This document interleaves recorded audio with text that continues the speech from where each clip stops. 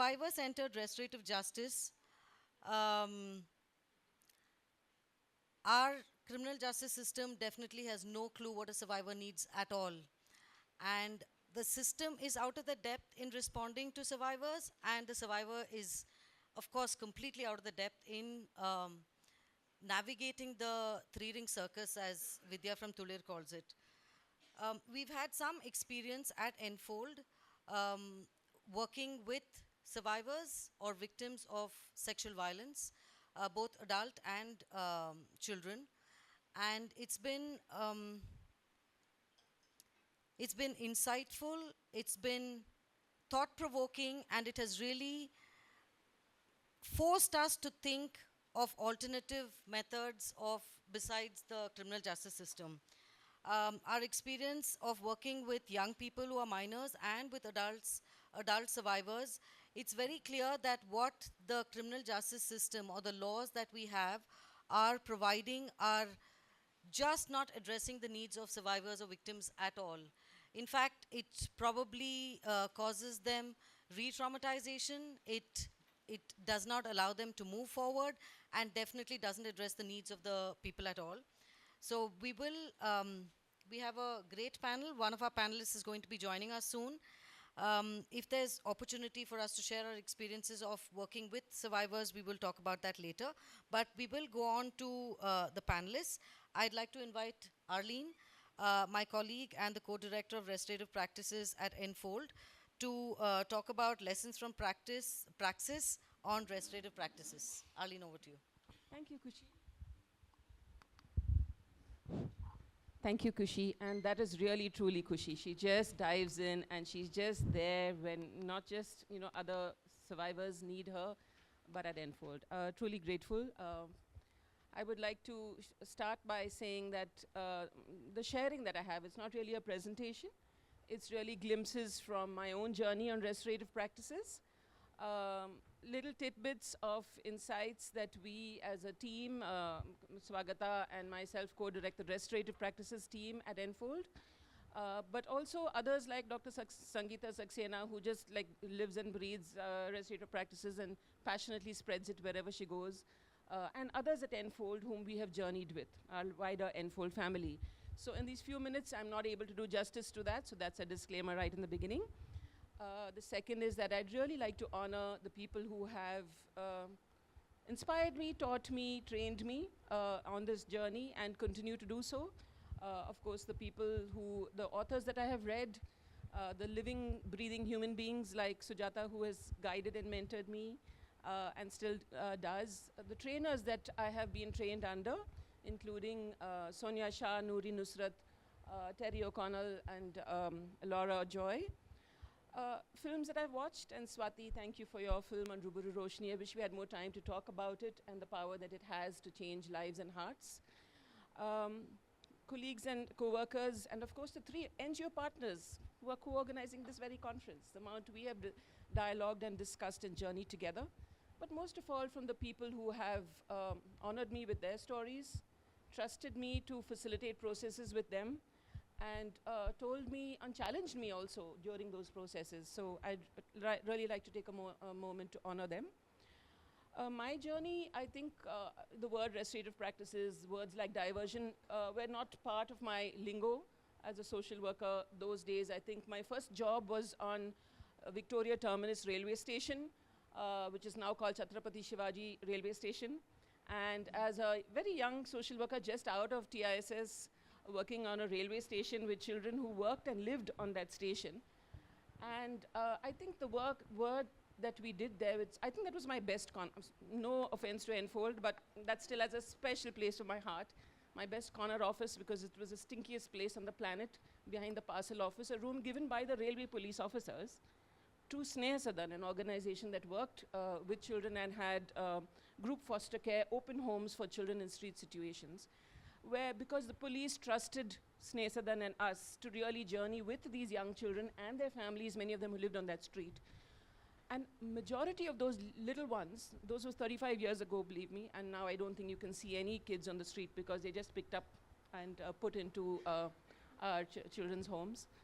Many of them were engaging in pickpocketing, something we knew. And it was, I don't remember even once going to a police officer and saying, hey, this kid is a pickpocket.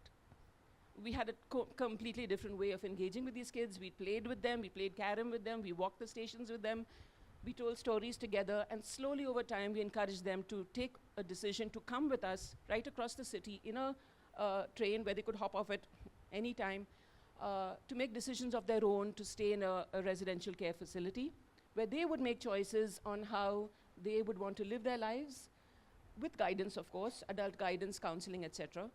And very often, many of the children who were engaged in such petty crime, we saw them overnight.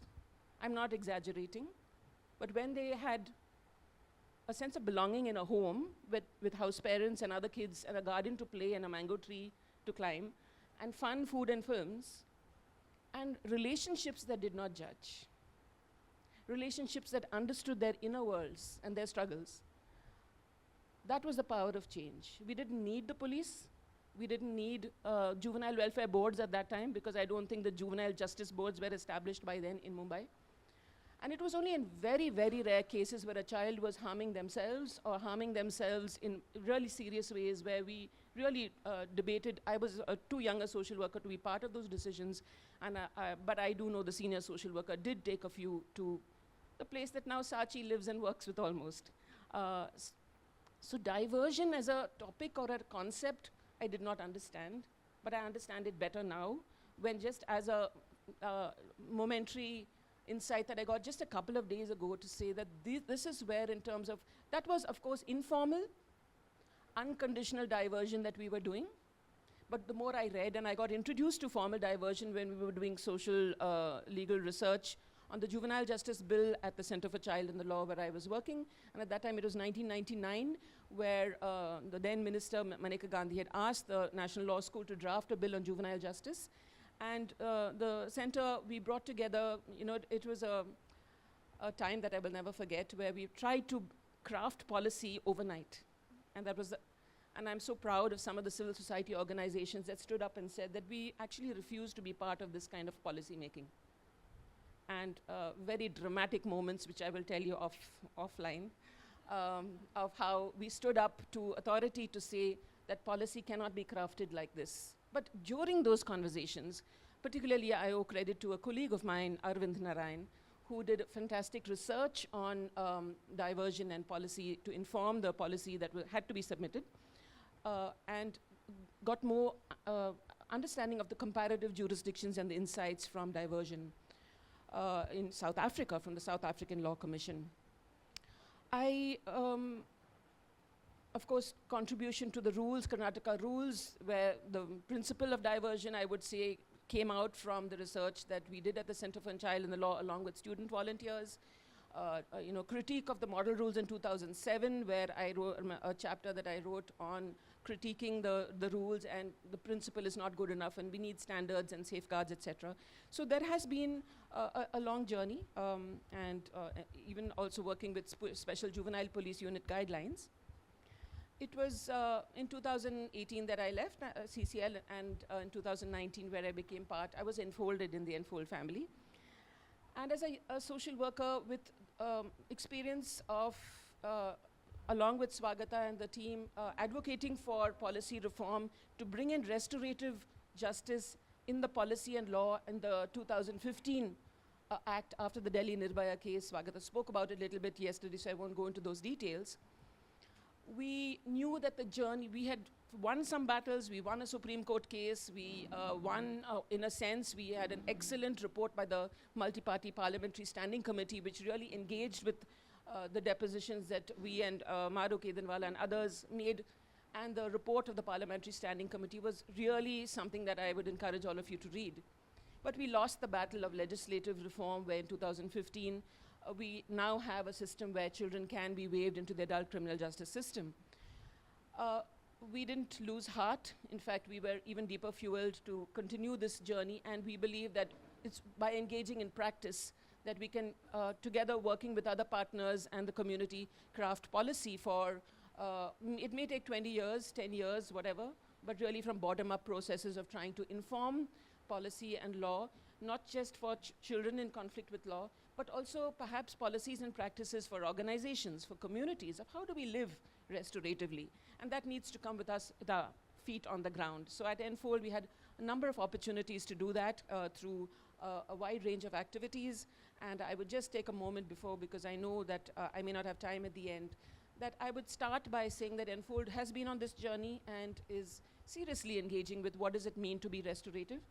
What does it mean to be survivor-centered? And that is really the theme of our so as an organization, are we really aware of our own biases, our implicit biases? Are we aware of our own power? How do we make decisions as managing committee or team leaders? How do we support people whose voices are not heard within the organization, within our own teams? So there has been some work that we have been doing. We've invited external trainers to give us training on implicit bias, etc. So really trying to build a culture and ground ourselves in our values on a daily basis in both personal, interpersonal, and professional behavior. Our training includes restorative elements, restorative philosophies. We are really hoping to develop and work with others on this journey to develop evidence-based models relevant to the Indian context and are mindful of caste realities, gender norms, community structures, legal frameworks, neurodiversity. So all this is a lot for us to think about, but really on that journey on trying to document, read, and work together to develop these models. There is a session on diversion later this afternoon, so that's some of the work that we are doing. Also to develop a cadre. So one of the insights that we had is that rather than us going out and doing restorative practices in other communities or in other spaces, all the time, we train others to take on that role, and that's sustaining, building a sustainable path rather than us doing it ourselves. So whether we work in schools, we're training teachers themselves to facilitate these insights. In childcare institutions, training the staff as well, rather than, and even in the government-run or in NGO-run spaces, really supporting the adult caregivers to engage with power. And a sustainability strategy for us to take it forward. People like my colleague Pavitra, who's really working with stakeholders in the juvenile justice system in their own language in Kannada, following up with them after our training programs to really help them to create these cultures of care within these institutions. I know I have a very little bit time, so I would jump into some part that we have embarked on very recently. Our work is very nascent, but in the restorative justice casework, what does it mean for us to be survivor-centered? And I think that is where we have been really challenged. I myself was very confused because I also did a short course in mediation, and I was trained to be, equally partial and neutral, and here I'm being asked to be survivor-centered. How do I be survivor-centered? By always also really creating a space for truth-telling by the person who's caused harm. And that really pushed me into a space of trying to dig into my own personal life. When do I tell the truth? To whom do I tell the truth? And then to connecting with, see, if I can be that person for a person who has done so much of harm, to be able to really feel comfortable enough, to trust us enough, to really speak truth, because that's not just for our need as facilitators, but for the survivor who's yearning to hear those words of acknowledgement and apology, sometimes for years. So it's been a huge challenge in learning, and for me, what I learned is that it is survivor-led. And it is where the survivor will choose where to sit in that conference, the survivor will choose who will be in the room during the dialogue, the survivor will choose questions that may be asked to the person, the survivor will decide what is the focus and goal of the process. It is not, and I also learned, like in mediation, it is really a settlement. It is an agreement at the end of that process. Whereas in restorative justice is so much more than just resolving a dispute or a conflict. It's really looking at the underlying harm, the accountability of the person, acknowledgement of the impact that harm has caused, that equalization of power, the relationships at the heart of it all. So a lot of thinking that is, I'm still undergoing in terms of how is RJ different from mediation? It's been a roller coaster ride, and Kushi is there as a co-facilitator with me on one of the cases. Restorative, another thing that I know is, it's not a quick fix. It's not something that is can be done overnight. Restorative process is really, really hard. And for that, in terms of the power differentials that one needs to engage with our own reflections on implicit bias on our own privilege, the power with approach. And in that power with approach, the recent trainings that we've had with Muskan, I think it was so nice to hear you, Shivani, speak, and I hope that we have more time to listen to people like you. We're working with Adivasi communities, denotified tribes, working with grassroots workers engaging in gender-based violence and trying to facilitate justice. Listening to their stories during the training programs that we did. And I stopped calling it training for people because I believe we have learned so much from the stories that we have heard, the struggles that they have shared, the questions that they have asked. In our training programs, you put a little poster on the side, on the wall, and we just start the first day by saying, what does justice mean to you? And we see the shifts that take place from day 1 to day 4. In the beginning, some participants come up with very punitive responses, justice is punishment, blah, blah, blah. And towards the end, when we hear each other's stories, hear each other's struggles, and we realize that it's really not the court of law. It's really not the judgment at the end. It is really the lives that are being recreated, nourished through the stories, the harm that has been acknowledged, the truth that has been told, at sometimes even small silent ways through these the range of restorative justice processes that are available. So engaging with the lens or the glasses of survivor-centeredness has really pushed me as an individual because originally my work was with children in need of care and protection, didn't look at those kids as children in conflict with law anyway in the first decade of my life, then got to know about JJ Act, oh, these are children in conflict with law, worked for a long time with them, and then now trying to see how to be a facilitator to really look at how needs can be articulated, how feelings and emotions are such precious resources. Sometimes we undermine it, especially in legal processes, whether by the lawyers or by the judges, where we are called to be emotionally dispassionate. But in restorative practices, how emotions can play such a critical role. In terms of just a couple of lines to conclude, as a safeguarding person who's working in safeguarding or say child protection policies, I think restorative justice processes, procedures, and practices of really building relationships, because very often child protection policies are focusing on safety, and safety which is attached to punitive actions, CCTV cameras and rules and regulations and disciplinary procedures. But actually safeguarding is safety with dignity and well-being. And it resonates very closely to what in my heart I believe, that restorative justice is not justice standing on its own, but it's justice with healing. And that healing that comes from accountability, from community support to enable that accountability, not just to the person by the person who's caused harm, but also as a community recognizing structural, institutional, systemic harms that have to be named, have to be understood, have to be resolved during those restorative justice processes. And there is where the survivor's voice is out loud, but when listening to the person who's caused harm and how they may be pushed into situations, not to justify, but to understand. There is much more that I would like to share, but I will stop now. My time is up.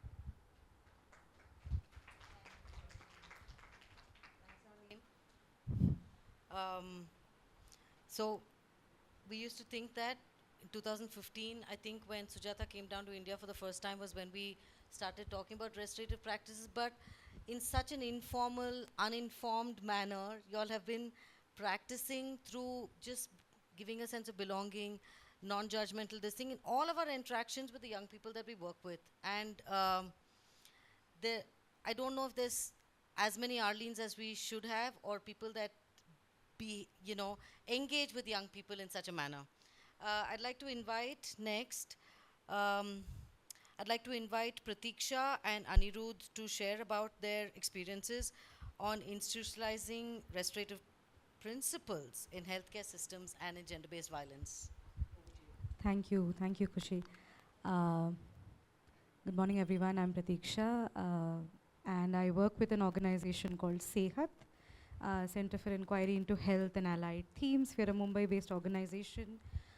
We've been working through various 3 themes. with public health system in Mumbai and in various other states. And one of the primary sort of programs that we have is looking to institutionalize survivor-centered, gender-sensitive and survivor-centered responses to gender-based violence within the public health system. I'll be honest, when Anirudh and I were sort of talking about participating in this conference, we were a bit nervous because we felt a bit out of place. As CEHAT, we've actually never called our work within the rubric of restorative justice, restorative practices.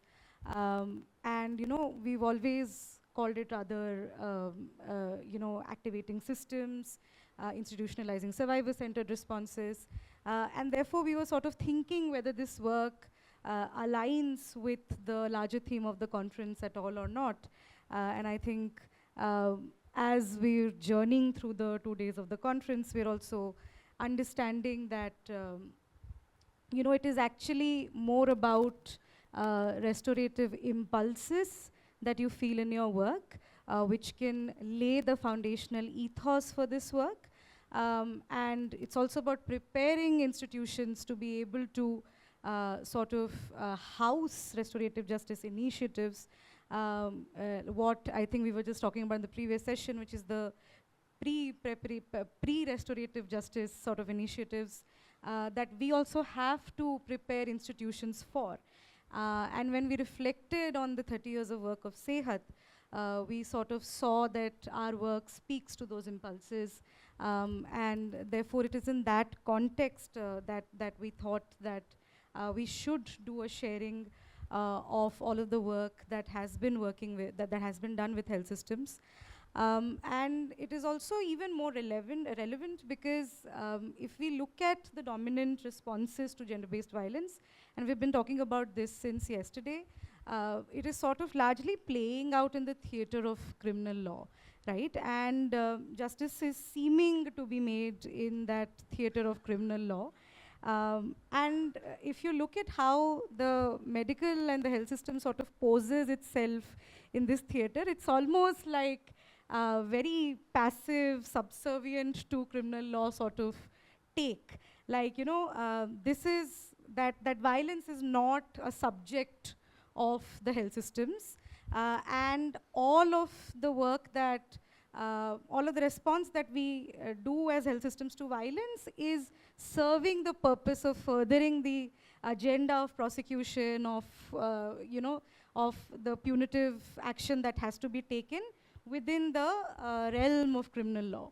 And so in the context of gender-based violence, where the primary role and function of the health systems would be to treat, care, and heal, we see that these roles are rendered almost secondary to the you know, forensic rigmarole that health systems sort of practice. And in this entire process, the survivor is reduced to just a medico-legal object. And you know, this is that context within that we as CEHAT are trying to understand for the past 30 years. That what is this apathy as well as the complicity of the health systems in sort of furthering a criminal agenda. And in this process, we are also starting to realize that the health system is actually not so passive. In fact, it has designed its own devices to further this agenda, to further reduce the autonomy of survivors who are accessing these institutions. And you know, Anirudh will do some of the sharing about the interventions. But I thought that you know, I should sort of bring out what are these problems that we have identified over the last many years. What are these main issues that we are dealing with when we are working with health systems to institute a GBV response? And I want to propose that the health systems, and yesterday also we were talking about how institutions amplify harm. So I would like to propose that I think there are 3 ways in which that health systems are really, you know, sort of re-victimizing survivors as well as amplifying the harm in, in very, very clear ways that we see in our practice. The first of it is really in actually invisibilizing harm. So, there is global evidence to say that survivors of GBV actually access healthcare earlier than any other systems in their journey and experience of violence. So it's often said that the health systems is one of the first ports of landing for survivors of gender-based violence. And they're doing that because maybe they're not looking to go into a criminal process, judicial response. They're not looking for all of that. They're probably seeking care, treatment, and they're looking for a safe space to disclose, right? And to find support. But we see that the health systems routinely refuses to name the harm, and they dilute this harm even when the survivor chooses to name it. So the health systems has no concern with the history of the survivor's life and the history of the survivor's experience. They're only interested in what was that tool of harm, whether it was blunt force trauma, whether it was hit with a sharp object. It's sort of, taking the personhood and the experience out of the harm and really just reducing it to those defining elements of what the harm looks like on the body. And they have created these typologies. If you go into any government hospital, you'd see that, in an MLC, even if the survivor has said that I have been assaulted by my husband, doctors would often write assaulted by known person. Or in many cases where, survivors of, actually more importantly, natal family violence do come in after having attempted suicide. We see that health systems have the tendency to write them as accidental consumption of poison or accidental burns. There's great work been done in Karnataka on burns and its relationship with domestic violence, but we see that it's sort of generationally passed down across the health systems to sort of keep, keep diluting the harm and not naming it, even when survivors want to. The second thing really is about how the health system also medicalizes harm, right? And we see that especially in the context of sexual violence, there is this very unscientific and prejudiced body of knowledge that has been introduced into the health systems in the context of GBV, which is that of medical jurisprudence. And if, if you've ever dived into the history of medical jurisprudence and how it is taught in medical colleges in India, you'd see that, it's a discipline that is designed to disbelieve survivors. And this has, if you look at, there is this very famous book on medical jurisprudence called Modi's book of, not the same Modi, a different Modi. But if you look at it, up until recently, undergraduate medical students were taught that women lie about being raped, and the sole objective and purpose of the healthcare provider is to prove that she is lying, right? And therefore we see that, doctors conduct these examinations which are completely violative of consent, informed consent. They're collecting evidence that has got nothing to do with the history of sexual assault that has been actually given, commenting on character, commenting on height, weight, girth, which they feel has this tendency to influence whether a survivor will be able to resist rape or not. Obviously, commenting on their character, on their habituation to sex, and of course, like introducing these very unscientific and harmful medical practices like the two-finger test. And obviously the MOHFW guidelines, because of just the civil society engagement with this, we've had the MOHFW guidelines actually calling all of these things illegal for so long, more than 10 years now. But up until now, health being a state subject, about only 9 to 10 states have actually notified the MHFW guidelines, which actually call for sensitive medical care practice examination and actually call for privileging therapeutic responses to forensic roles. But we see that the MHFW guidelines are, of course, entirely, doctors don't like them, they don't implement them, and often we see that there is this sanctity and this authority with which medical evidence is held in a sexual violence prosecution. And we often talk about this in CEHAT, that much of our training with healthcare providers as well as prosecutors and police is to talk about the limitation of medical evidence rather than its scope. Because in many ways, absence of medical evidence is often sort of seen by courts as proof of rape not having happened. And we saw that it really harms survivors, especially those who come from marginalized identities. We saw the whole issue that was done around medical evidence in the Hathras case, where the DGP comes out and says that no semen was found and therefore rape could not have happened. So really there are these myths that have been constructed because of this scientific authority and almost god-like authority that has been laid in the hands of a medical proforma and doctors. And no offense to doctors here, but I mean, there are very progressive doctors who actually worked on sort of demystifying just how harmful this can be.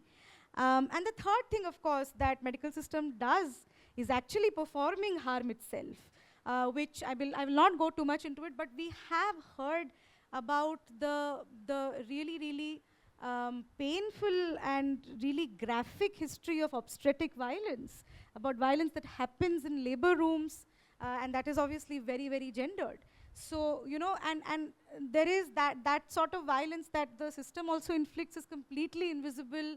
And there are people who've been working for years on respectful maternity care, and yet I think there is a long way to go.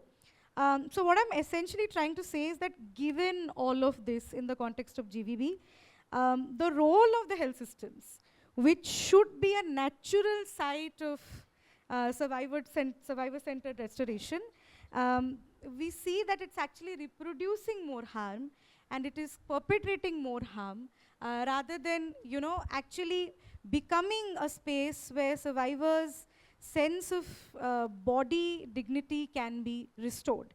And the response of the state to that, I'll just wrap, I saw 1 minute, thank you.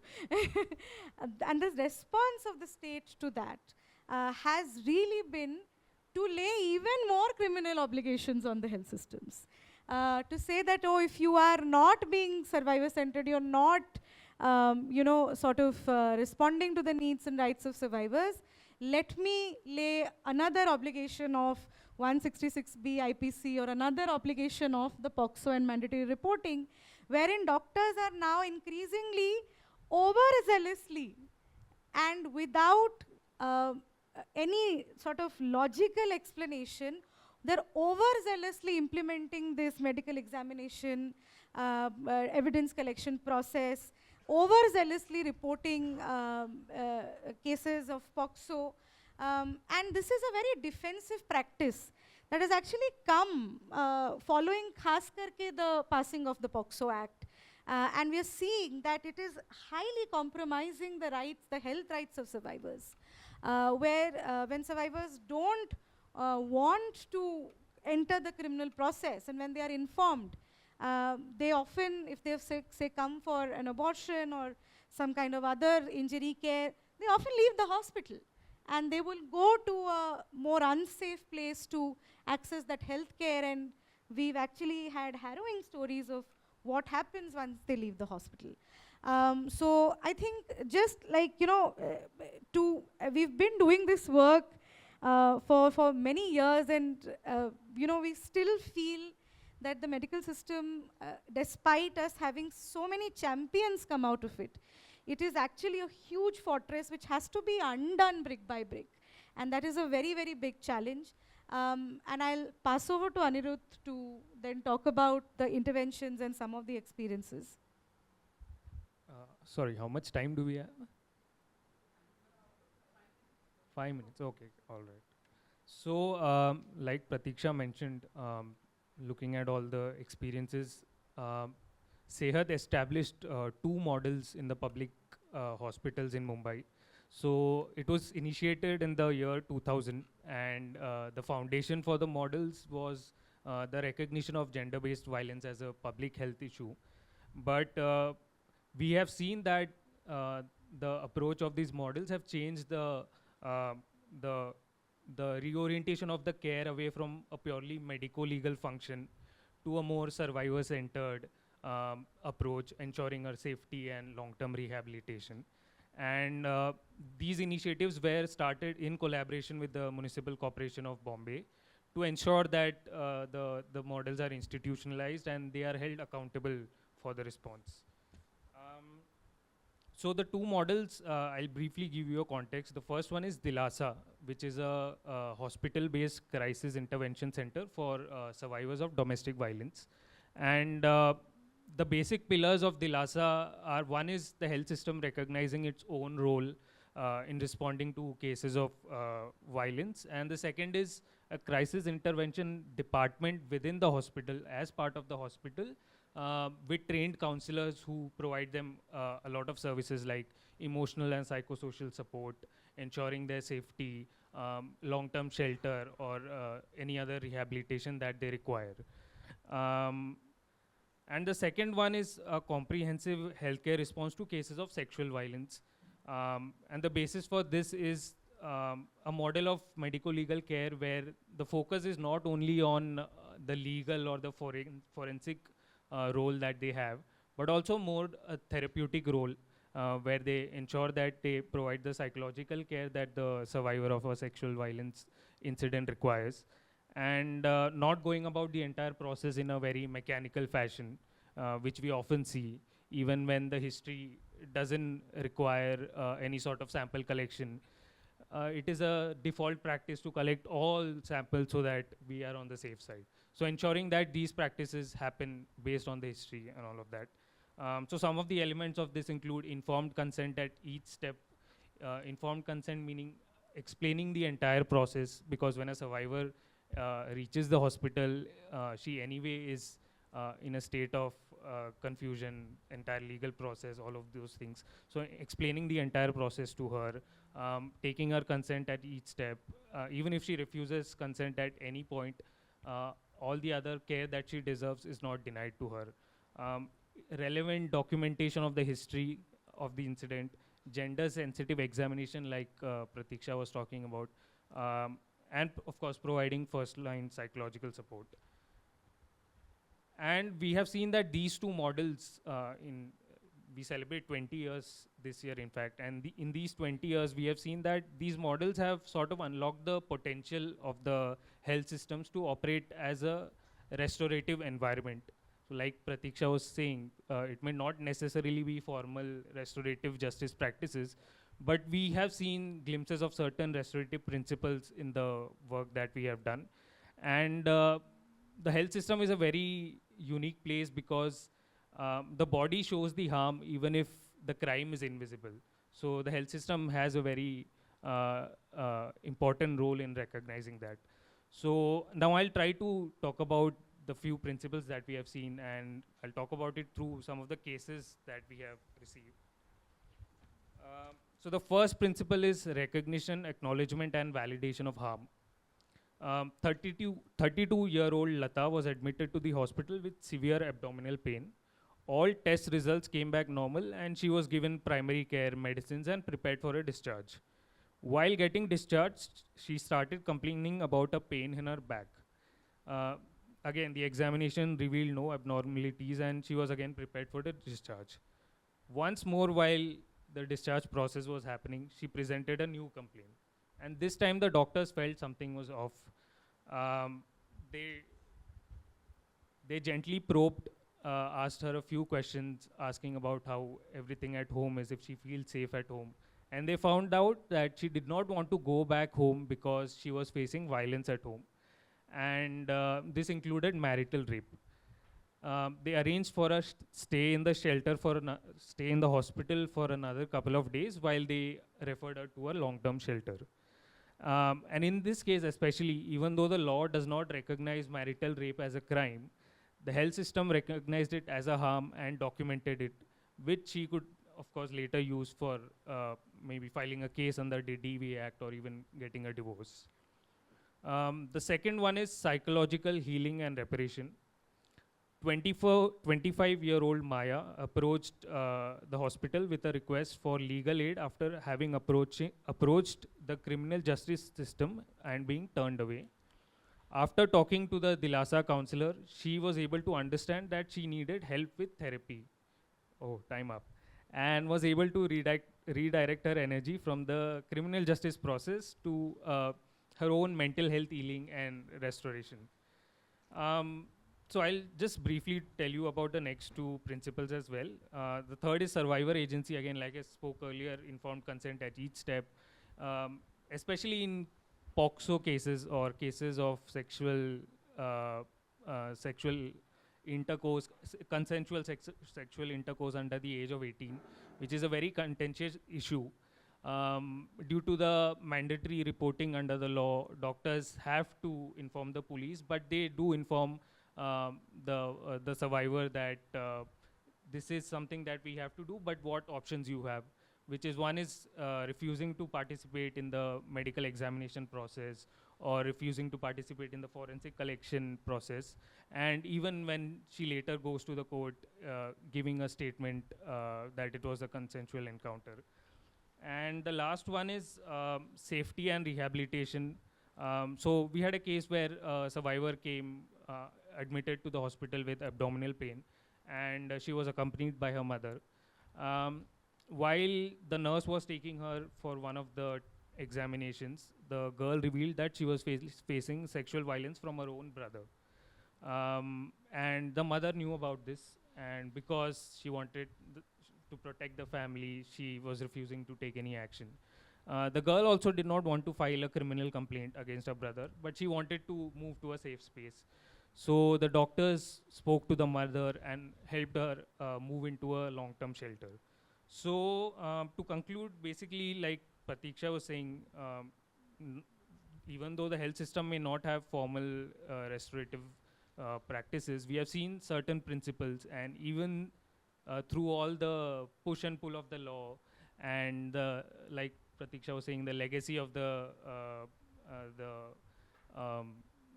health system to pathologize and medicalize these issues, we have seen that these these principles are still showing up. And since the hospital is such a strategic location for such cases, it would be interesting to see how we can, in the future, maybe move to a body of practice and sort of house it within a hospital. So yeah, that is the question we leave all of you with. Thank you, Pratiksha and Anirudh. Just a couple of things that I wanted to say is that the understanding of GBV itself amongst us is so cliched. We expect a certain kind of victimhood or survivorhood to be able to respond to them. And a person who presents at a hospital without being all flustered or broken doesn't get the kind of response that they should be given.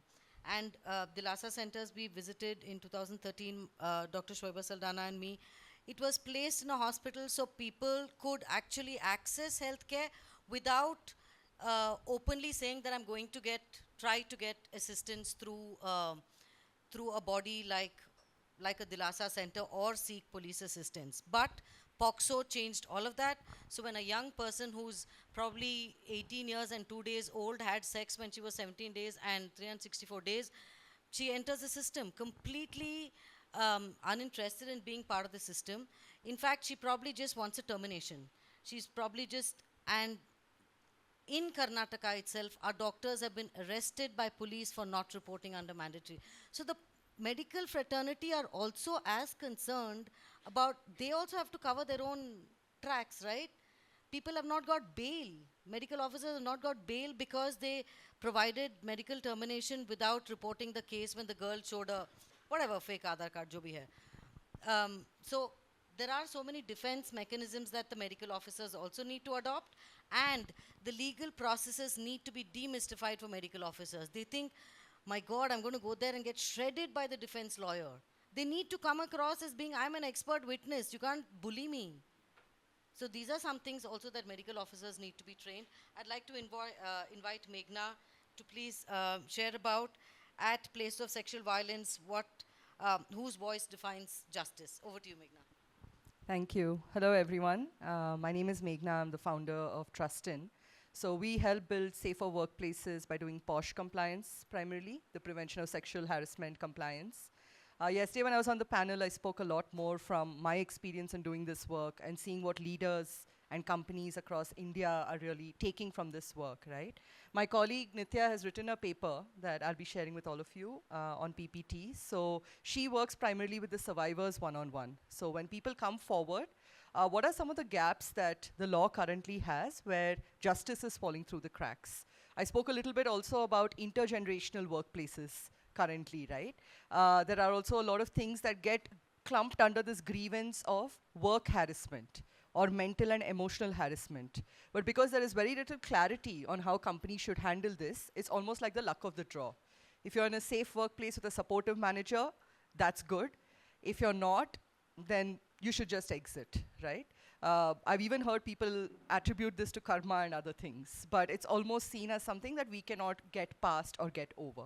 So these are some of the case studies that we've had in the last 5 years with TrustIn, where we found the law to be very inadequate. So I'm just going to, perhaps if panelists you would like to sit there, it might be easier to view. I'll just present it from here.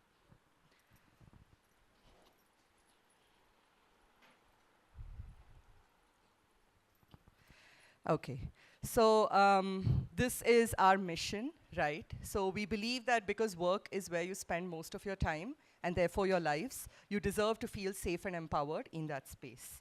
So the way we're working towards this, as I mentioned, the POSH law is a big framework we use, but we also try to look at all of India's civil, labor, and other laws and codes, so you can have a safe and dignified workspace, right? And our model is 3 Ps. We mostly look at program, policy, and product, so that you have spaces to redress, right? So you can access your right, and you're also being made aware of your rights through our programs. So these are some of the big questions and focus areas that Nitya has tried to look at in our 5 case studies, right? So how can we shift the prevention narratives? Because right now, again, it's very top-down, right? How we do our programs, how we do sensitization. Very few voices make it to the mainstream. The second one that she's tried to really look at is how can we reframe apology and reparation as meaningful accountability?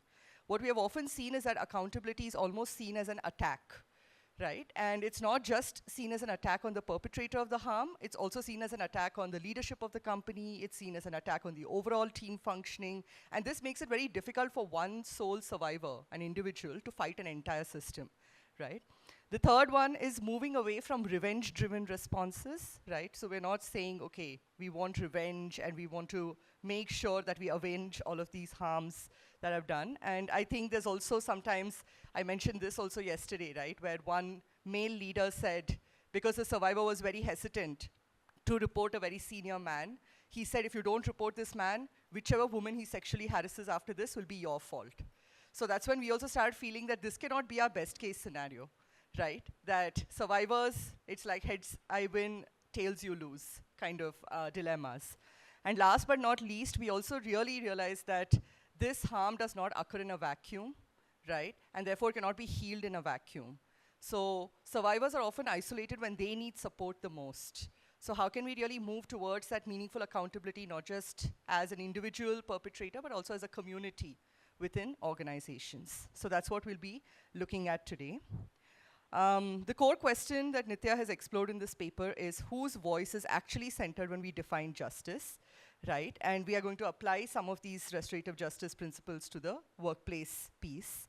And coming from our experience of working with now about 120 organizations across India in the last 6 years.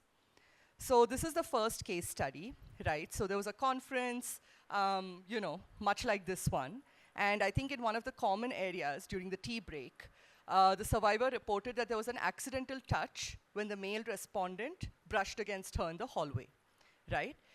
So unfortunately, as it happened, because the respondent was from an international organization, this did not fall under the jurisdiction of POSH. But the survivor was insistent that, hey, I know he's a very well-known man and all of that. I just want an apology and acknowledgement of what happened. But then it went into a lot of infinite loops of the respondent saying she had stuck out her hand, I was moving, the hallway was very small, and then there were all these photos with the measurements from the place, right? So it really went into a very, nobody was willing to sort of give an inch, and was, you know, the respondent was certainly not willing to do it. He was also very clear that since this doesn't come under POSH, why is TrustIn even getting involved as an external member, right? Or we tried to mediate a conversation, neither party was open to a conversation because by that time the bridges had already been burnt with the back and forth of accusations. So I think finally the CEO got involved and, you know, facilitated a conversation via email. And now they have reached a place where they can work together. But what we advise the CEO to look at is more restorative justice principles. We were like, you know, just step away from this conciliation piece and the POSH framework and jurisdiction and all of this legalese, which is just making everybody take a defensive stance. Like if you saw all the respondents' responses, it was obviously from a very well-trained lawyer, right? There's no way that a layperson wrote that. And the same thing happened with the survivor as well, right? So this was one thing we really saw where we could have saved a lot of time and a lot of secondary trauma, perhaps, if we had had the restorative justice principles first, when we realized we couldn't do conciliation in this case. So this was the first one. The second one, I think this is a common archetype we see, where some senior colleagues are a little too friendly, right? And then when we try to bring up this impact over intent, that okay, your intent might have been to be friendly, but the impact is that this person is feeling very uncomfortable, very suffocated, and not okay with this boundary transgression, right? It ended in an unwelcome advance. And the respondent, of course, reframed his behavior as very circumstantial and completely overcorrected. He refused to get on virtual calls with female juniors, right? The entire organization, again, took a very defensive stance. There was one woman employed by his organization who, it almost felt like she was under attack. She was the presiding officer as well, right? So the survivor's central concern still remains unaddressed because a lot of these over-friendly overtures were not sexually colored. Again, it could not come under POSH, but that does not mean it was not a hostile workplace for people, right? Especially if they were not male. So this was unaddressed. The third case study, this was where a woman belonged to a minority caste group, right, and faced a lot of power dynamic issues, like she would not drink, so the colleagues already saw her as somebody who didn't have fun, didn't let them play rap music with explicit lyrics after work hours, didn't, you know, basically she was seen as a party pooper, for lack of a better word. So she was already labeled difficult, right? She was seen as difficult and a prude. And she felt very targeted by the colleagues' behavior that she saw at one of these dinners that they had. The IC could not establish a sexual nature of that behavior, right? And then, of course, the survivor, unfortunately, was further ostracized. She found it very difficult to reintegrate back into that retail shop. We moved her to a different shop, a different store. But unfortunately, again, it was so close to the previous store that her ex-colleagues would keep walking by. They had informed the new manager that this girl is a troublemaker, right? Unfortunately, again, under the law, there was nothing that we could really do to close this loop in a very effective way, right? All we could find was that there was no sexual harassment that had occurred. So this is something, again, that we felt the power dynamics of the caste and all those angles, we were not able to address because POSH does not really look at that. The fourth case study was where a respondent was senior and minimized the harm, right? So in this scenario, which unfortunately happens a lot, we see that by the time survivors come forward, there's already been a pattern of behavior, right? I do think our brains and bodies try to protect us, and that's a big part of the trauma response, minimizing the cognitive dissonance by not letting us name what is happening. So by the time I've noticed that this behavior has been happening from my boss, it's already been 2, 3, 4, 5 times, right? By the time I come forward, of course, the usual questions. Why didn't you come forward earlier? I don't know what that really has to do with anything, right? It's not like we can go back and give justice in the past. The second thing was, you are not performing well, therefore you're calling it sexual harassment. But we have to understand, right, correlation is not causation. Usually survivors do have a pattern of suffering performance because they have been scared for so long. So those things are unfortunately, they get fired saying this person is an underperformer. Nobody tries to address the root cause of what is happening. Or even if they were a star performer for years, nobody asks why did this person start underperforming all of a sudden. And last but not least, the case study 5 is ambiguity, fear, and resignation. So a girl she was a young accountant, she had just joined a big furniture manufacturing team.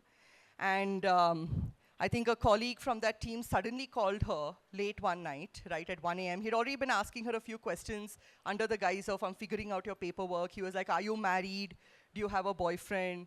Right, he's suddenly calling her and clearly drunk, but doesn't say anything to incriminate himself on those calls. Right, she asked for a conciliation. She said, I just want to talk to him. I want to understand why he called me and things like that.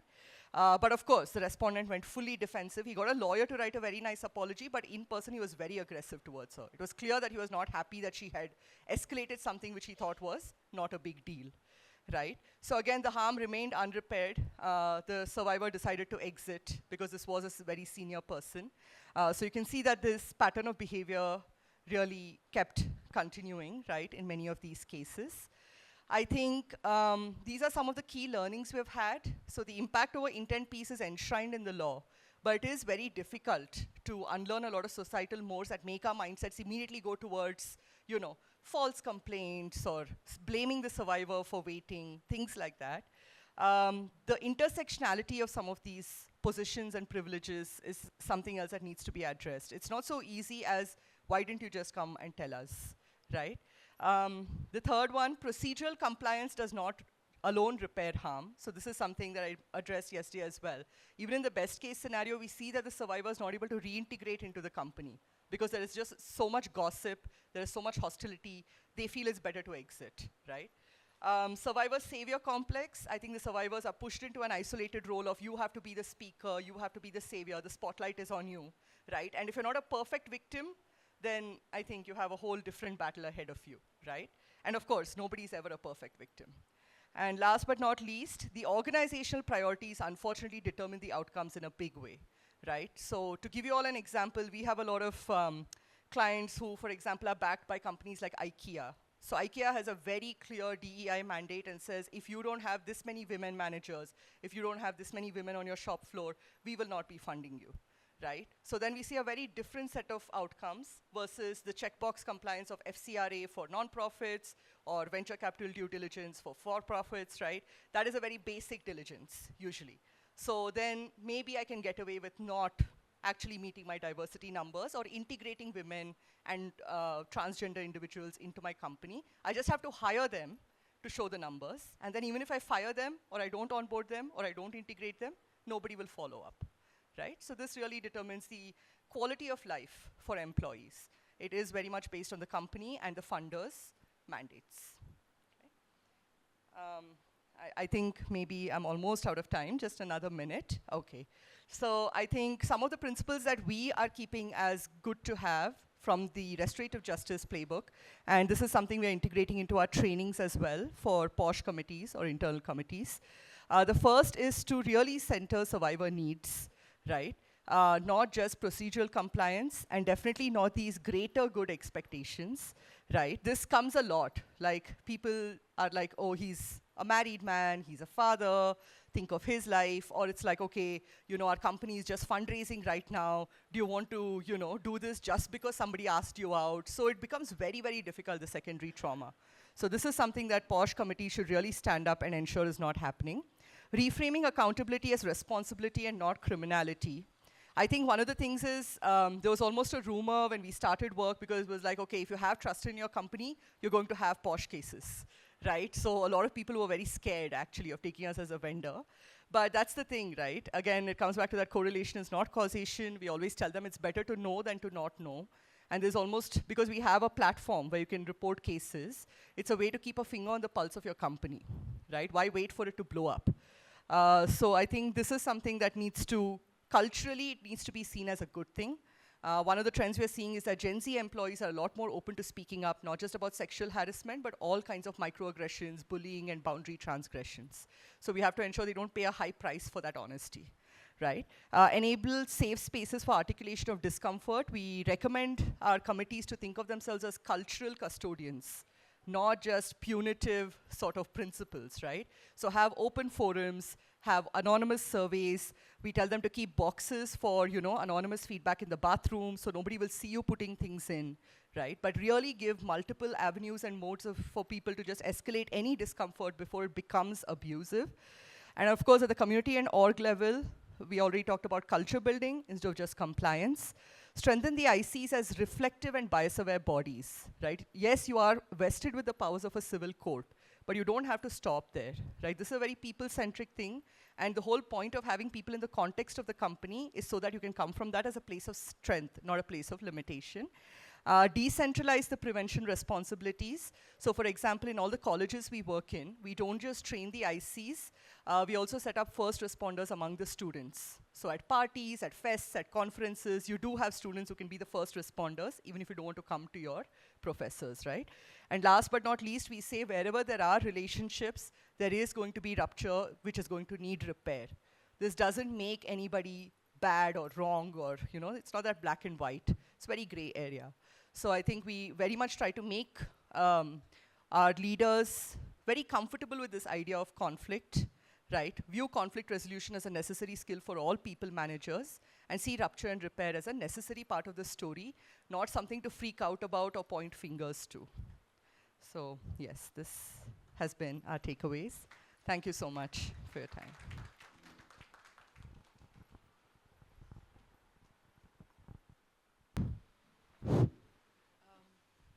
Thanks, Meghna.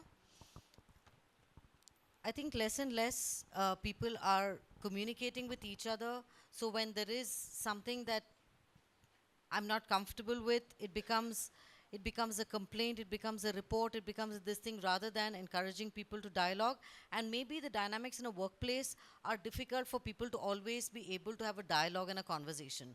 So therefore, then the role of bodies like the internal committee and maybe bringing in organizations like you, but if you can also simultaneously work on the culture of empowering people and getting them to be able to speak to each other more bravely in a healthy manner, might also help. We don't have that much time, but I would like to go back to our panelists. And Arlene, is there anything from your experience of having been on this journey for as long as you've been, is there anything that has stood out for you that is working? Like, are we moving towards survivor-centric practices? Like in the recent past, in the last, let's say, 2 years, what have you seen? When you say we as a society? I would just say that, I would speak broadly as well as, I think the awareness of the need for trauma-informed approaches has definitely increased, and therefore understanding of survivors and their needs. I've also had some initial training in nonviolent communication, and so the connection between understanding that for accountability to happen and for true healing and restoration to take place, that survivor-centeredness is really important. It cannot be an adversarial process. It cannot be about winning and losing. It is really about trying to understand and ensuring that the agency and voice of the person who's been harmed, safe, brave space is created for that person to tell, for truth-telling, so that that enables the person who's caused that harm to really have a change of heart, change of mind, and say, I think I will be able to change. So there's a lot about culture building, and therefore this survivor-centeredness and restorative justice process cannot be an added on. It cannot be a project. It cannot be an activity. It has to be really integrated into organizations, institutions, and communities. It has to be, I know we say this phrase a lot, way of life, way of life. But what does it really mean in very, very concrete terms? Like, for instance, even in an organizational policy, why do we have HR policy, and why do we have, like, for instance, ICs, and you have disciplinary proceedings and rules and regulations, and at the same time you want to have it in a rest. So I really appreciate your bringing those two things together, but that balance in terms of needs emotions, feelings, relationships with some amount of structure and standards in terms of where really, in terms of at the individual, in terms of the survivor, the person who's caused harm as well, and the wider community, if not just the institution, at a community level. How are we creating those and understanding those underlying structural, institutional complexities? Because, in my understanding, personal is political. It's not just about an individual harm. There is so much in that whole ecosystem and that culture and those historical harms, and in RJ, we don't just say what happened. What happened to you? What systems were there that caused this? What are the underlying issues?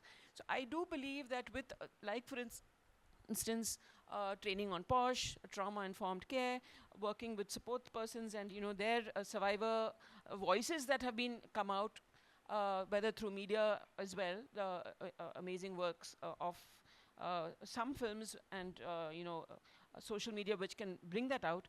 I do believe that there is a gradual change. It is not strong enough, perhaps, and that is really on us as a community, as people who are in the spaces. How much are we really creating those spaces where survivors can feel that sense of safety, comfort, and courage to really speak out their voice? Yeah, I'll stop there.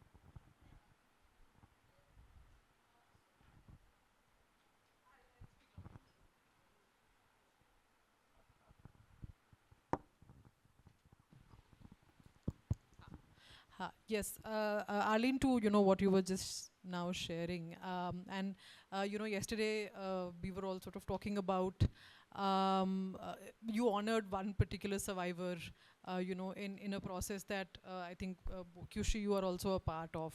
So from that perspective of really getting into the brass tacks of a process, trying to build and imagine what a survivor-centric restorative justice process could look like. Could you both maybe speak a little bit about that?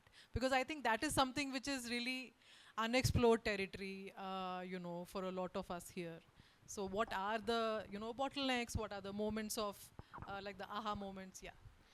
I'll start and then I'll hand over to Kushi. I think for me, the greatest aha moment was for me seeing that journey of the survivor from the very first meeting. It was a Zoom meeting, and it still continues to be a Zoom meeting because she doesn't stay in Bangalore.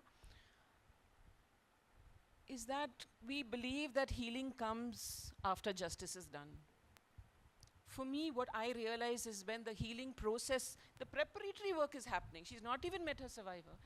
The kind of articulation, the kind of agency, the kind of power that she is regaining for that truth-telling, to preparing her for that moment of directly even watching her father enter that room. For me, so that healing and justice are so intricately interlinked. And if we focus as facilitators to enable that, it's related to another aha moment that I have, and that RJ is not enough. I would like to say this with some amount of responsibility. I don't think we want to romanticize RJ.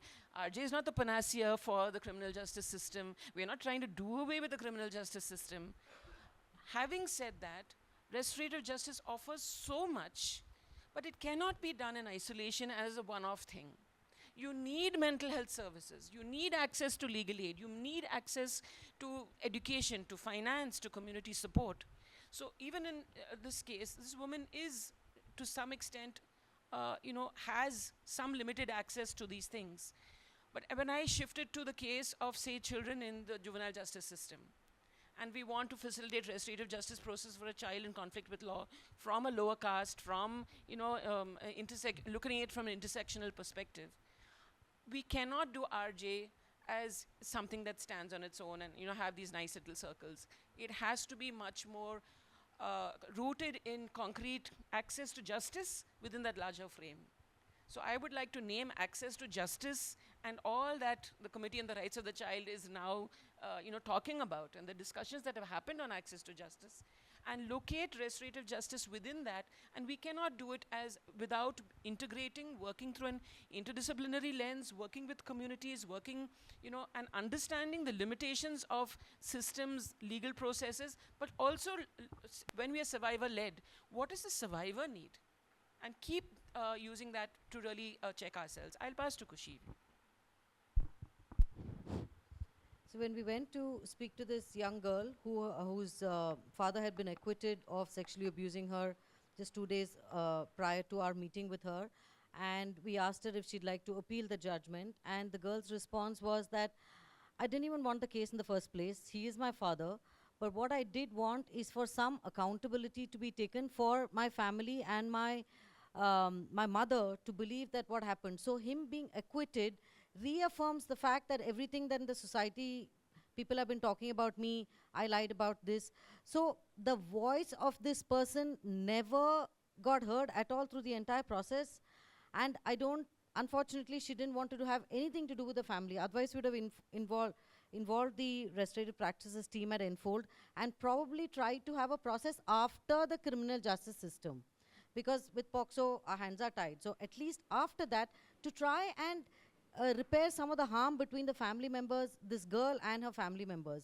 Because for everyone, I think somewhere it feels good to have somebody that they call as family. So this person's journey, and this is just one person's experience, this is pretty much everybody's experience, that they don't get an opportunity at all to be heard, seen, felt. Yeah.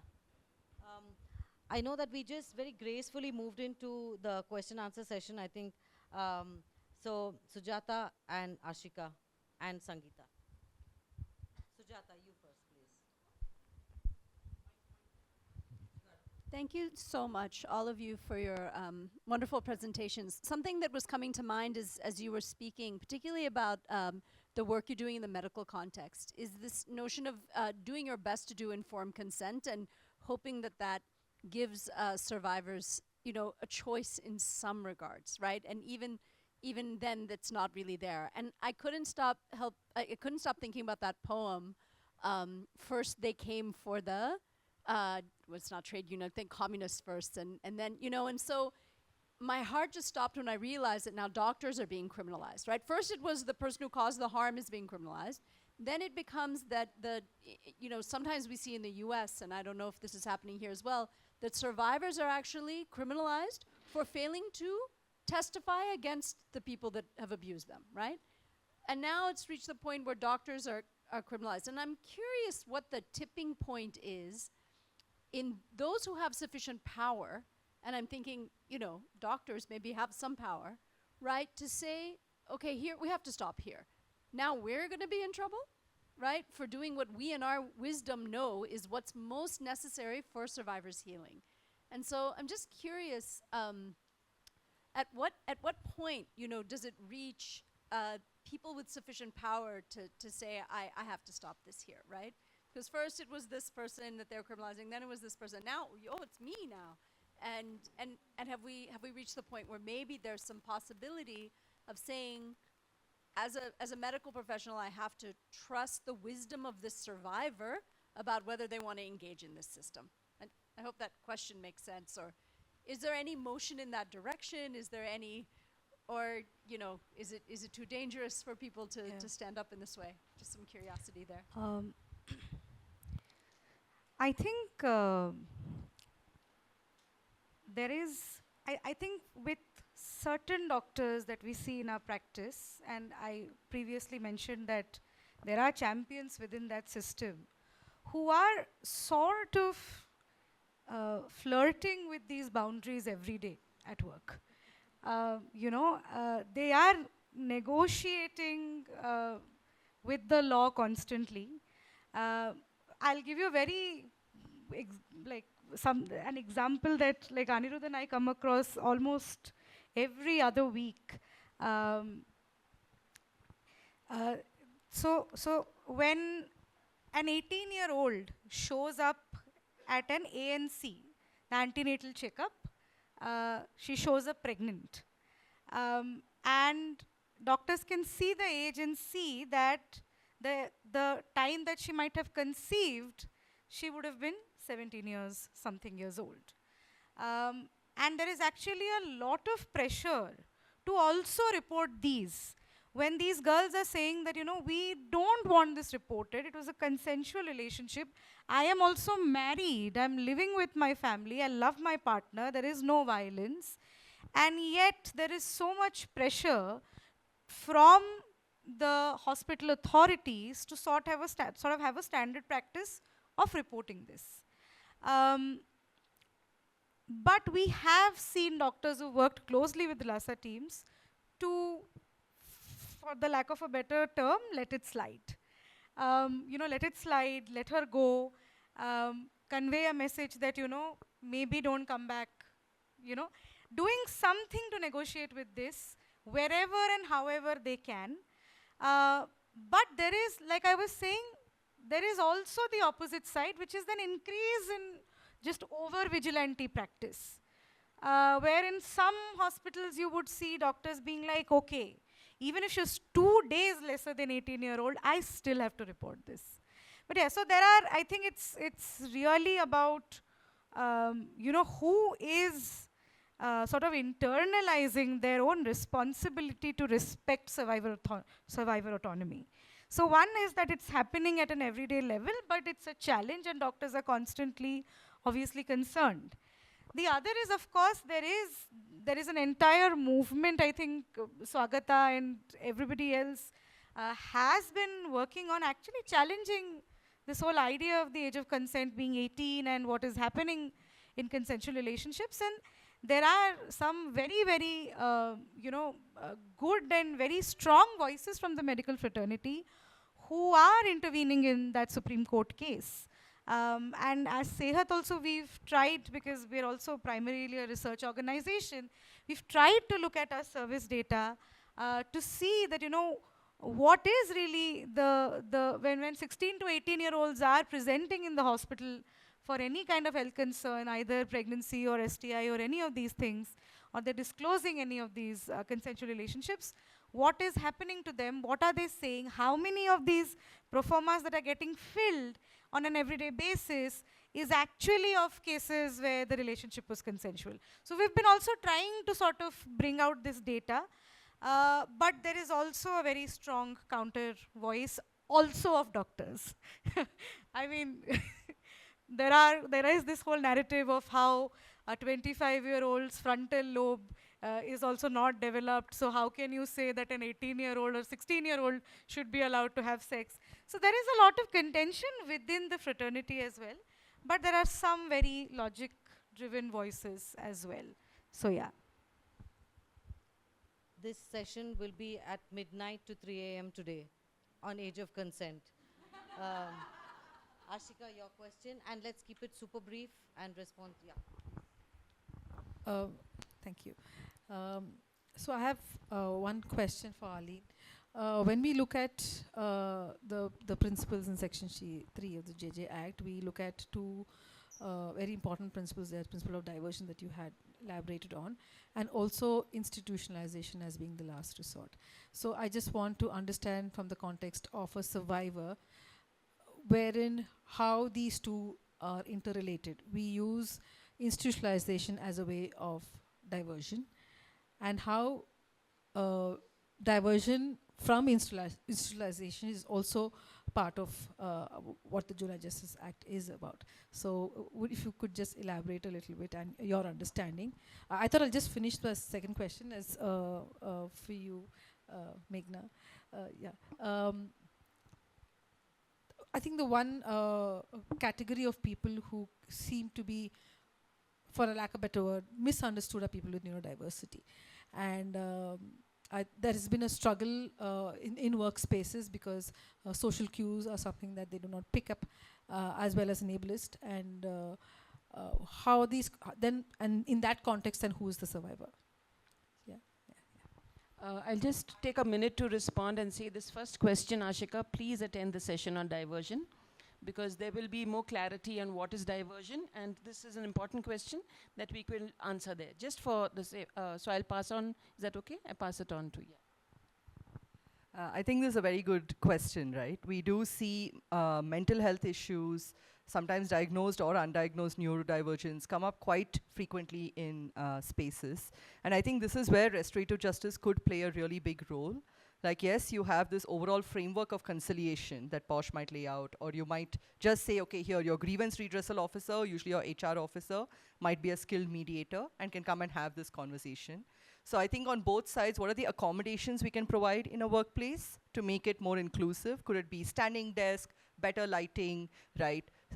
Silent spaces where people don't have to keep listening to loud noises, and therefore they don't get overstimulated and therefore aggressive. So these are things that we have done sort of on the side, because we realized that these were not sexual harassment perhaps, or these were not bullying, right? It was perhaps somebody having an overstimulated outburst because of very long working hours and conditions that were not amenable to them. More flexibility in working from home and things like that also go a long way in making it more inclusive. So this is definitely something, as we talk about intersectionality and inclusion, we are focusing on. And it is something I think more workplaces should have a specific budget, should have a specific owner, so we can do it without just paying lip service to it.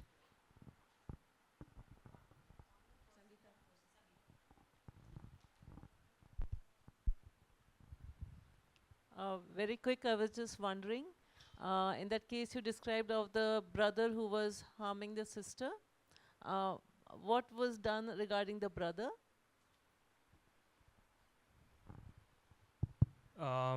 So initially the girl said that she wouldn't want to file a criminal complaint, but after speaking to the mother and some counseling with the Dilasa team, the girl finally decided to take action.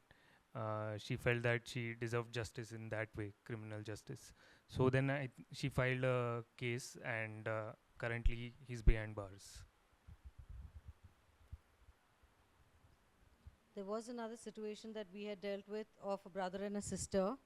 And the parents were called. The parents felt that they had not, that the daughter was making it up in her head. It was, the brother was just expressing his affection. But when they heard their daughter, who was a couple of years younger than the son, he was about 18 and she was about 16 or something like that, or maybe slightly younger, and they understood the impact on their daughter, they then, what shall I say? I'm not finding the right word, but condescended to speak to their son and said, yeah, theek hai, we'll speak to him, spoke to him, and told him that these are boundaries that cannot be broken. But the family and the girl definitely did not want to register a complaint. So yeah.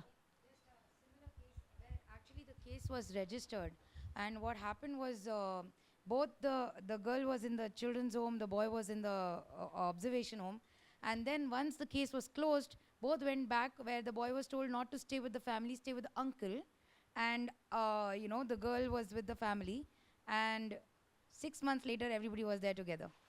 So again, like, what does reparation look like? Since we're sharing cases, I'll also share one very quickly, just to draw attention to what pressures can be created. So we also had a similar situation of incest.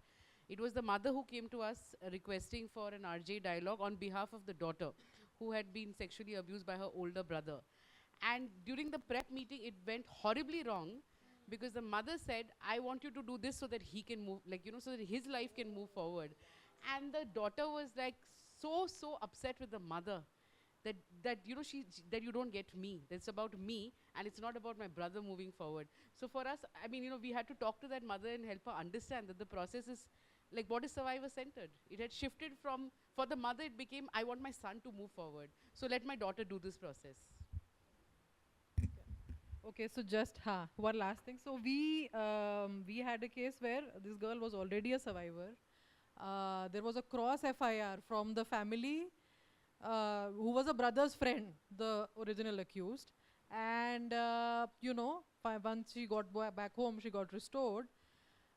She shared with our social worker and her counselor at Children First that her brother is abusing her.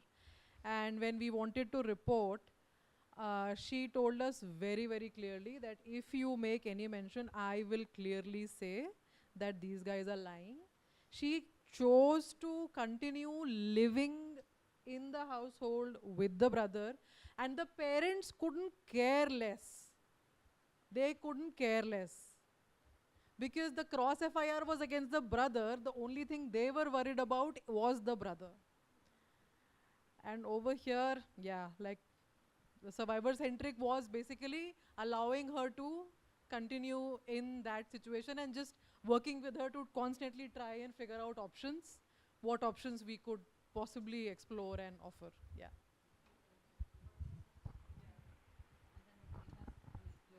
One case was ongoing, so Nitya didn't want to put it in her paper, but we just finished it recently. And it's very, very different from some of these cases that have come up, right? I think interfamilial violence definitely, I think, follows one path and has a criminal justice route. But this case really flummoxed me because it was between two women. The accused was a very young woman who was a fresher in an architecture firm, very well known. And the complainant was actually one of the co-founders of the architecture firm. So she was mentoring this young girl who's come in. It's a great relationship, right? Very, very supportive. And then after a while, the young girl, started going home and insisting on babysitting this woman's kids. She would be with her all the time. The woman started feeling a little suffocated, but she was like, okay, she's a young girl and we are very friendly, right? Then she started sending her disappearing photos on WhatsApp of herself in swimsuits, sometimes wearing nothing, asking for, what do you think? And of course, that's when, this co-founder started feeling very, very uncomfortable. She's like, why are you asking me all this? Maybe you should ask your boyfriend if you have one. And this girl is like, no, I don't have a boyfriend. I want to know what you think, whether you like me like this and stuff like that. And then finally, the co-founder had to make it clear that I think you need a different manager. I cannot manage you. You cannot come to my house, and please stop WhatsApping me. She told her other two co-founders that I'm really uncomfortable with this. What happened then was the fresher, she put herself on a suicide hold. And this is where everybody sort of lost their nerve, right? So I was just brought in as a crisis manager because I think lawyers were like, we're not going to touch this with like a 10-foot pole. Everybody in the hospital was very scared because this girl is like, I'm actively suicidal, all of that. So then I come in and she's like, this is where I learned about this phrase called twin flames. She's like, Meghna, we are twin flames. I was like, okay. And then she's like, yeah, and if we can't be together, this is the thing. She's married. She's unhappy with this man. I know her better than anybody else knows her. And if she doesn't agree to be with me, I'm going to kill myself. And this organization is very homophobic. They're not understanding anything. Whatever, she called me a homophobe. I'm like, okay, that's fine also. Then I think I also started asking around, because for better or worse in our work, the Whisper network gives us the most data, because you all know that Posh is highly confidential. And unfortunately, I found out when this girl was a fresher and she had interned at another organization, a similar thing had happened. And there she had actually made an attempt in the bathroom and then gotten hospitalized, right? So there was a pattern of behavior. Everybody in the organization was very scared. The architecture world is very small. These are older women, and she was threatening them, saying, I'll go on social media and say that you're homophobic, you have made me suicidal, things like that. So I think I had to be very direct and say, listen, I know this is a pattern of behavior. I'm not questioning your love for each other or whatever it might be, but in the end, she has the right to not consent to be in a relationship with you. That is her right. Whatever you might believe does not change that. And even the organization, there was a lot of, the co-founders were like, no, Meghna, don't do this. This girl is like, I'm going to self-harm. I'm like, that's your choice. I mean, I'm sorry, I had to say it, right? Because I had to tell the organization also, if there was a man in this situation saying, I'll kill myself if you don't be in a relationship with me, would that be clearer? Then suddenly everybody was like, oh, yes, I mean, the girl, I was like, you better resign, and there's a pattern of behavior, and I'm very sorry it ended this way. She also understood. I think somebody had to state the facts, perhaps. But what really hurts me is that the co-founder stepped out of her own organization because she was so, she was like, Meghna, how could I have done this to this girl, and I have done something wrong and all of that. And she's not come back to her own organization still, right? It's caused that much secondary trauma. She even got a divorce. I think already there were issues there, but basically it became a train wreck. So I think outside of the criminal justice system, now obviously sexual harassment between two women can still be taken up under POSH. But I think the soft power, where you're weaponizing perhaps some terms of mental health, or you're weaponizing some terms around sexuality, right? That is also a form of power. In the beginning, nobody could recognize this as sexual harassment because it seemed like the older woman was richer, whatever. She was the owner of the company, so how could she be harassed by one of her own employees? I think I also spoke to a few of my friends to try to understand what might have been going on, and they said, okay, this is these are people who might have only done college online. This was their hypothesis, which I found interesting. Perhaps only in the final year, it might be experimental. Maybe I don't know how to read social cues either due to neurodivergence or my unfamiliarity with dating and, affectionate relationships. But maybe I misread a mentor's affection as something else and made it sexual. So, I mean, I would love to, it has been top of mind for me for many months now, so I would love to discuss if anybody has any idea how we could have lessened, especially the secondary trauma on the survivor. There are no easy answers in this case, so that's why I just wanted to lay it in front of everyone. Thank you for that. Great. Thanks. Just as a wrap up, I see that we are totally out of time.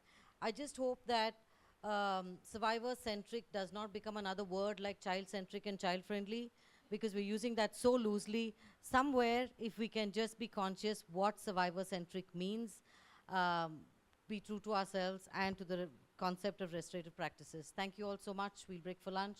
Back at 2 o'clock.